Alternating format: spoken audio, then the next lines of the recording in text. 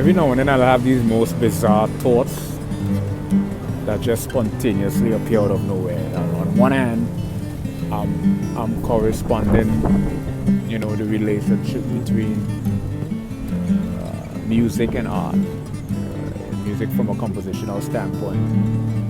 You have phrasing, like